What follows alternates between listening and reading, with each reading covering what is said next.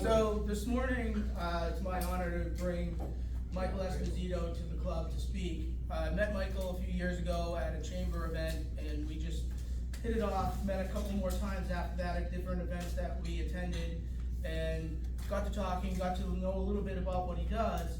And what I learned first and foremost was that he's very service oriented. He's always doing things within the community, always trying to give back, always trying to help out other people.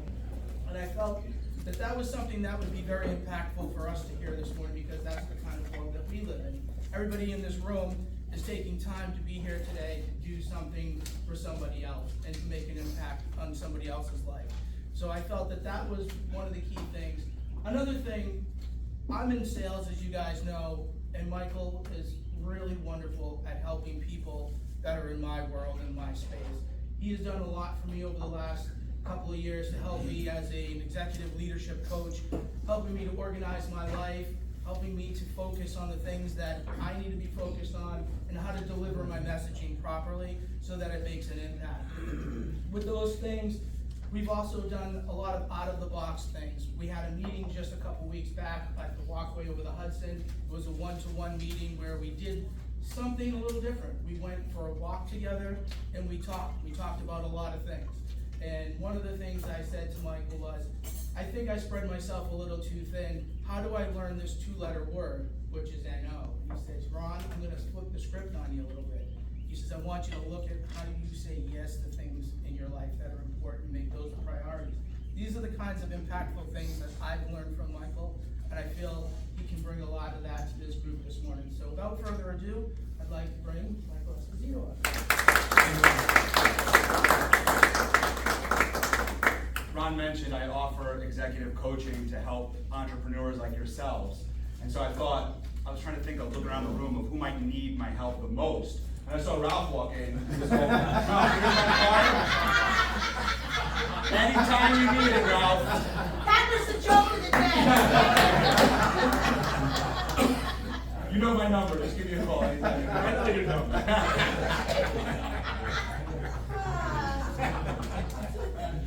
Thank you, Ron.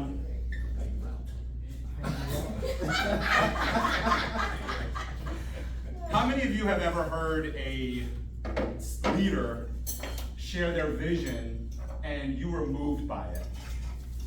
Moved so much so, keep your hands up if this is true for you, moved so much so that you rallied behind their cause. Excellent. So this is pretty much everybody here. I'm going to ask you a question, and I would like a response. And Zoom, please chime in if you would like to. What were the qualities that that leader shared? What were the qualities that you saw in that leader that made you want to get behind them? Just go ahead and shout it out. I don't have to call on you, Chrissy. Organized, everything in place. They were organized, everything in place. Yes, sir. They were motivated. They were motivated. Passion. They were passionate about their cause. Humble. They were humble. Very nice. Anything else? They were good speakers. They were good speakers. So everybody, you passed the test. Passion, motivated, organized. But they were good speakers.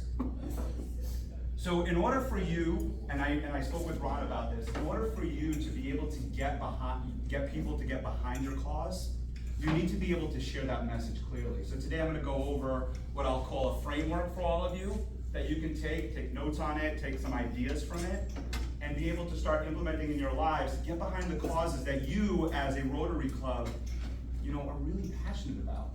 You have the 50-50 raffles that you do, you have the golf tournament that you do, and then you have another great initiative that you're just getting started on, which is to get funding to build a park or to revamp a park locally. These are important initiatives that I know you're motivated about, that I know you're passionate about. But we have to be able to share that message, not just to each other here, but to our community. And so how do we do that? Let's go ahead and take a moment here and envision that speaker. Envision that leader who you rallied behind. I want you to picture that person and think about their qualities that you just mentioned and that you just shared with me. What I'd like you to do now is imagine that that could be you. Imagine for a moment that every one of you has ability to share a clear vision, to put an organized message out to the community, to deliver it with passion, and then to support one another throughout it. This is the framework that I'm sharing with you all today. It's all about a clear vision. So we have vision for your notes, we have our vision, we have our message, we have our delivery, and we have support. Those are the 4 items I'm going to speak with you about today. So what's the vision? What is a vision? And why is it important to the community that you serve? Why is it important to every single one of you here in the room? We have great visions, right? JFK had a beautiful vision. We're going to get a man to the moon. What a great vision. There's a goal there. This is moving. This is beyond what we're used to, right? If JFK's mission was, hey, we're going to try to get a man close to the moon, we're hoping that it's going to work, that's a bit muddy. That's unclear. And also, is it really moving? Is it motivated? We're going to try to do this? We're going to get him close to the moon? This isn't motivating enough.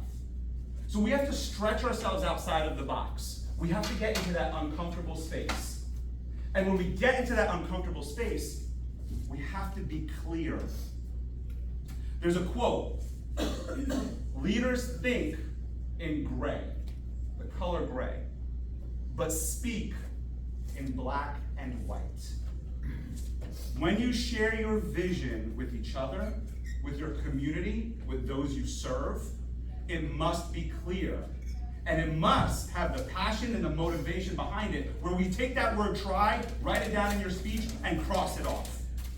We will land a man on the moon. This is a vision worth fighting for.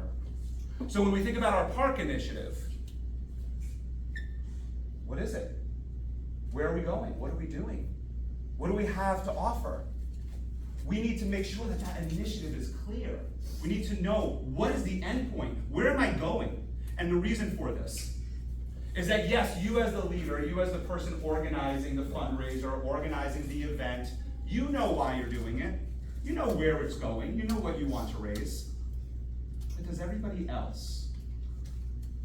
Does everybody else in the organization? Does everybody else in the community know where it's going? Know where it's driving towards? And then, do they know why? Do they know the impact that it will create?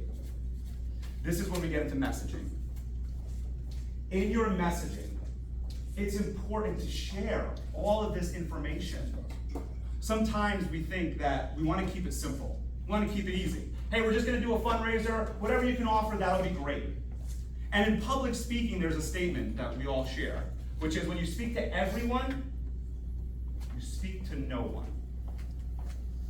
And so when you're raising funds for something, when you're trying to move towards an objective, you're saying, hey, just bring in some money, just get some dollars over this way. Hey, we want to help all the kids.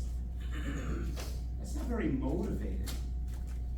That's not very moving. We have to be more specific about it. Why are we raising money for the kids? Why are we raising money to build a park, or to reinvent this park, or rebuild this park? Why is that important? And what does the end result look like? So when we talk about messaging, and then we're going to get into delivery in a moment, that's the important part that's on all of you, is you need to be able to paint that picture for everyone else. This is what it looks like when the kids have a safe, beautiful playing environment. This is what it looks like when your children, your grandchildren, your nieces and nephews get to play in a beautiful, safe space. You have to draw in those heartstrings. And when you do that, the money comes pouring in. When you do that, the donations come pouring in. And the support that all of you need, because you need volunteers, I know you do. I know every one of you need volunteers. That support comes in. Because now you've tugged on their heartstrings. People don't do things because you're doing it. They do it because of your why. They do it why you're doing it. They want to follow your passion. and they need to know the why behind your passion. Ron mentioned that I share with all of you service above all else, right? And so I'm going to share with you a story, and I'm framing it this way intentionally because people are 22 times more likely to remember a story than they are to remember the facts. Many of you today are going to leave this meeting today and say, hey, that was a great speaker, it was nice, it was whatever, but you're not going to remember the facts. You're not going to remember my 4 pillars that I just shared with you, but you'll remember a story. And think about a story for yourselves. What is the story that you're telling to this community about your initiative, about the 50-50, about the golf tournament, about the park initiative? What's the story you're telling? How are you making yourself vulnerable? How are you making others see you for who you are and not just someone who's asking for a donation? In 1993, I was 8 years old and went to Haiti. This was an important trip for me because it was the first time that I'd meet the children that my sister and I had donated our clothes and toys to. So this was significant. As we traveled up the mountain to Kaskov, to the orphanage in Haiti, I remember that excitement inside my heart. And I remember playing in the schoolyard with these children, holding hands, witnessing them wearing my clothes. In that moment, as an 8-year-old boy, I had no clue what that meant or the significance of that moment. But as I look back today, that moment was a promise that I made. In that moment, I made a promise to those children, who, by the way, I have no idea where they are today, and they have no idea where I am today. But I made a commitment to them that I would always serve them, that I would always support them, and that I would never forget them. And so today I stand before all of you because I have a purpose. I have a reason for being here. And it's not to talk about my business, which Ralph, you should call me about. But it's to talk about my purpose and to share with you that that commitment that I made when I was an 8-year-old boy stands strong today. Because on May 31st, I'll be riding 100 miles to New York City and back to raise over $30,000 for these children in the orphanage, in the school, and in the hospital that they live in. In Haiti right now, if you don't know and don't follow the news, and don't, please, it's depressing. These people are living on dirt. These people are going to this orphanage, not because they're orphans, but because they need a safe place to live. There are many orphans there, but because they need a safe place to live. That's motivation, Peter, right? That's a motivation. That gets me going. When I think about the problems in my life, when you think about the problems in your life, it's meaningless. But that's why I decided to do this and to do this fundraiser, is to raise awareness for them and raise money to support them. This is a cause that's near and dear to my heart, and if any of you want to partake in it, just go to joinpedalforpurpose.com and you'll be able to make a donation. You can ride virtually with us during the month of May, and if you want to get on your bike, you ride 100 miles with me. Now, if I leave today, what's that? All at one time? All at one time. If I leave today, well, that was a beautiful plug for my charity. If I leave today, that's something you might remember. And why don't I ask you real quick? Is it? Raise your hand if you think you might remember that story. You might not remember the website. You might not remember all of the reasons of how to be great at being able to share your vision and delivering all that. But you'll remember that story. So if there's one thing you take from today, I'll get right to you. If there's one thing I want you to take from today, I want you to think about a story that you can attach to your cause, to your mission, to your raffle, to your golf, when you're going to get those T signs from 250 to 500. Why? Why? Why do I need my name there? Because we know most of the people who put their names on these signs, they're not doing it for their name on the sign. They're doing it for your cause. So why? Share your story with them. Now we get to delivery. In my delivery, did I make eye contact? In my delivery, did I use what's called vocal variety? In other words, did I change the tone of my voice, the pace of my voice? Yes. This is how you deliver your message. Now, in this room here, I'm looking around and I've heard some of the banter before. Do any of you have friends? Just raise your hand if you have a friend. Ralph! And one friend. When you speak to your friend, you look at your shoes while you're speaking to your friend? No. Do you speak in a monotone voice when you speak to your friend? Probably not, right? Do you laugh with your friend? Yes. Do you cry with your friend? Yes. Do you share stories with your friend? Yes. Getting up here is no different. It's a couple more people, it's a couple more friends. But getting up here is no different. And this is not to say that you need to get up here and get in front of a stage in order to share your mission and share your vision. It's to say that when you're speaking in front of a group, which is very typical for all of us here, where we go to an event, we go to a meeting, we go to a family party, and a couple people just gather around us. By the way, there's a reason why a couple people gather around you. You're not Rotarians just because somebody asked you to be here. Somebody asked you to be here because they saw something in you. So recognize that about yourselves. Somebody saw something in you and said, I need her. I need him to be a part of this group. And that's why when you go to family functions, and that's why when you go to gatherings and to community events, people start gathering around you. Isn't that true for all of you? Get this man an application. Isn't that true for all of you? They gather around you? So when they gather around you, this is your opportunity. See, there's something in sales that we all know. I know you know it. I know you know it. Ron, you've got it now. Is that every moment that someone speaks with you or is willing to listen, you have an opportunity. And you're here because you want to serve. And that opportunity is when you make eye contact. When you start looking around at the people that you're speaking with, and you look at them in the eyes, and now that connection is made, I'm not going to be rude if they break it. You deliver your message through story. Hey, did I tell you about this golf outing? We did this golf outing one year, and it was so exciting. We had the beer cart running by. You should have seen it. We had the tees set up, and I forgot my golf clubs. I don't know. Come up with something that's true and that's about you, right? In fact, I do have a funny story about that, but that'll take a lot longer. So come up with a story and deliver it in the same way that you would deliver it with your friends. Stand there and think about it as though you were the only one and they were the only one in the room. And share that story. And then ask. Part of the delivery is asking. We share the story, we talk about the cause, we talk about the event, we get them laughing, and then we leave. And they're like, that was a great story, that was a cool person. Hello! Buy my raffle ticket! But let's do it in a fun way, right?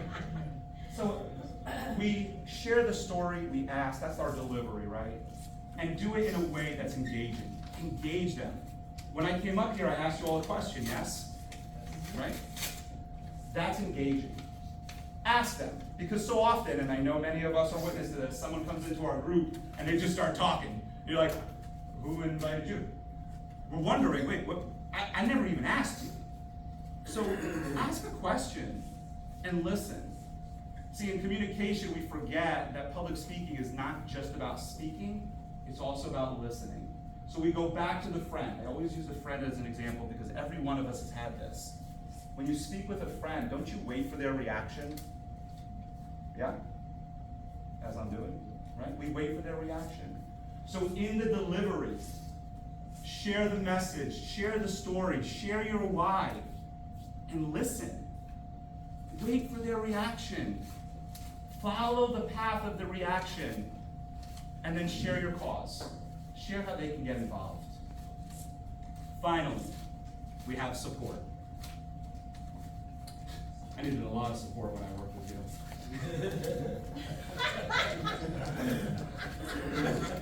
You guys have daddy issues? We have daddy issues, yeah. This gave me a great opportunity to get started in the insurance business. I always thank Ralph And that came out of a great relationship that was formed over basketball. So there's so many different ways that we could form great relationships. Support. This is something that every single one of you need in this room. As Rotarians, you need the support of the community, you need the support of your family, you need the support of your friends. You need so much support. And here's the thing, here's what we're all missing in support. We need support, but they don't know how to help us. See, if we don't share with them exactly what we need, remember clearly, speak clearly, black and white, they can't support us. If you don't share with leadership here, sorry leadership, if you don't share with leadership here how you need support from them, they cannot help you. You need to be able to speak up, ask for what you want, and as leaders, you need to be able to deliver that support. So what does that look like from the leadership side? Because I kind of spoke from both sides there. From the leadership side, it's having a process in place. It's having a clear process in place. It's a sign-up sheet, it's an Excel spreadsheet, it's some sort of sign-up sheet, whatever it is, it's very clear. People know how to sign up to volunteer, they know what they're doing, where they're doing it, when they're doing it. They need those processes in place. We all need it. It's when Chrissy said organization. It's organized. It's all in one place. We know where to find it. So we need that support. The other thing as leaders, we need to be there for each other. So when we're driving towards a mission, when we're saying, hey, raise money for this, raise money for that, volunteer your time here, volunteer your time there, we need to be there. We can't always be there, but we need to make time for our team members, all of you here today, for our community members, to be there for them. Maybe you're not able to be part of the cleanup effort at the park, but you can always show up in a different way. If you're leading the cause, you call up the people that were there after. Hey, how'd the cleanup go? What did you guys need? What were you missing? What were some of the things that maybe if I were there I could have done to help out? When's another time that I can go to help? So just because you're not available, or just because that you lost the email, or didn't get the text, whatever it is, it's not a reason to not be there to support each other and to support the community. Every one of you can find another way. And that's part of support. Because so often many of us volunteer for something and we're like, who's organizing this? Where are they? And we don't know where they are. And a lot of the time, the reason why we don't know where they are is because they're running with their head cut off. And that's true, we know that, right? We know that they're running in circles, they're running all about. And that's good to some extent. Part of that is a delegation problem, I don't have time to get into that. But you have to make sure that you circle back if that's the case. If you're running around with your head cut off at the event, which is pretty much normal, right? We know that that's going to happen to some extent, right? Then follow up later. Hey, Chrissy, how'd everything go? I was running around and I didn't have a moment to chat with you. Hey, Ron, how did the event take place? Was there anything that was missing? I was greeting all the guests at the door. Follow up with everybody and find out what they needed and what we can do differently. That's support. So going through everything here, when we think about the Rotary, when we think about service above all else, when we think about all of the causes that you have, I want to go back to the beginning with all of you right now. I want you to envision that leader who motivated you, who was passionate, who was inspiring, who was organized, who got you to move and take action. Envision that leader and recognize that every one of you can do the same. You can all do the same. You can all be that leader today. Simply have a clear message, a clear vision. Message it with your heart. Deliver it with passion. And support everyone involved. Steve Jobs said that a simple plan is harder than a complex plan. But a simple plan will move mountains. How many of you will share your message today and move a mountain? Thank you, Rotarians.